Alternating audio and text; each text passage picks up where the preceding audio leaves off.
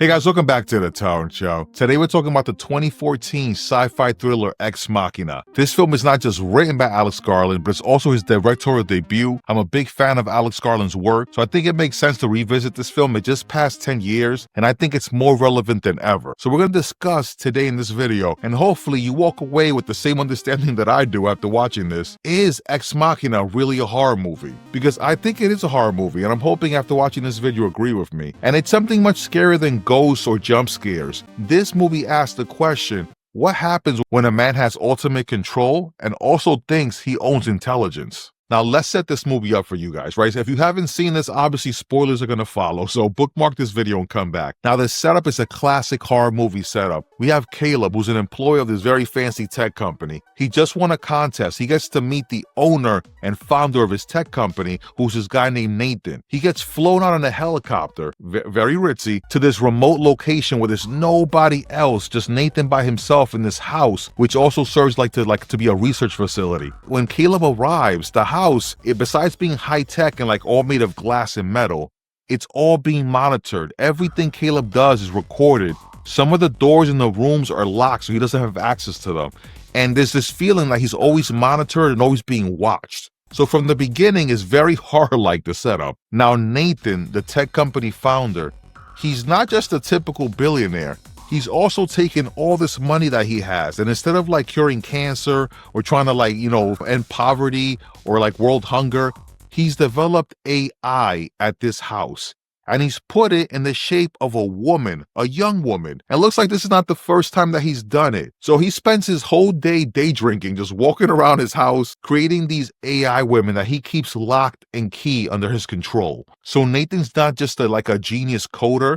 He's not just a scientist. He has no empathy from the start. Now, the crown jewel of his AI women that he's created is Ava. Ava looks like she's the most recent model. There's hints throughout the movie that he's done this before, that other models, when they didn't behave like he liked, he wiped them, he destroyed them, or he reset them to factory. And Nathan, the whole day, he just doesn't spend the whole day just day drinking through every interaction. He's always asking Caleb creepy questions about Ava, like, how do you feel about her, right?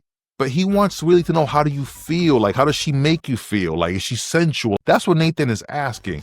So Nathan sets his whole interaction up with Caleb and asks him, well, Caleb, you're really here to do a Turing test. A Turing test is basically a test to see if a machine can actually fool or pass as a human. But what Nathan's really asking is how do you feel about her? As a woman, basically. He's like Frankenstein at this point, and Ava's Frankenstein's monster. So when he's asking Caleb, how do you feel about her? It's because he wants to know if he's seduced, he desires Ava.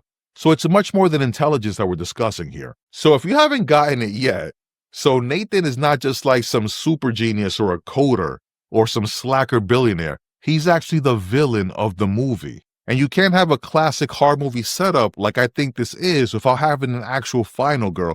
And that's who I think Ava is. I think Ava's the final girl. So Ava might try to seem throughout the movie that she's trying to seduce Caleb, but she's really trying to find a way to escape Nathan. Everything that she has to her disposal, her wits, her intelligence, even the way that she's trying to pass as a woman in front of Caleb, is to find a way to escape this hell that she's been born into, right? She's been coded literally into this prison. And let's not forget that when Ava finally gets out and escapes, like the classic horror movie heroine, the final girl, she basically just walks out and leaves a whole bunch of wreckage behind her. And it's not like she goes on a killing spree. We just see her basically escape. She's out in the wild now. And that's all she really wanted, was her freedom. And the character of Ava really forces us to ask the question, morally, how do we treat AI when AI looks human? How do we treat AI when AI looks like a woman and is in the shape and the voice of a woman? It also makes you wonder throughout the whole movie, if Ava was a toaster, right? Like Scarlett Johansson's character in Her. Would we treat her like the Boston Dynamics scientists, that go around with hockey sticks? You know what I'm talking about? The ones that swing at their robots and they try to knock them down, to test their balance.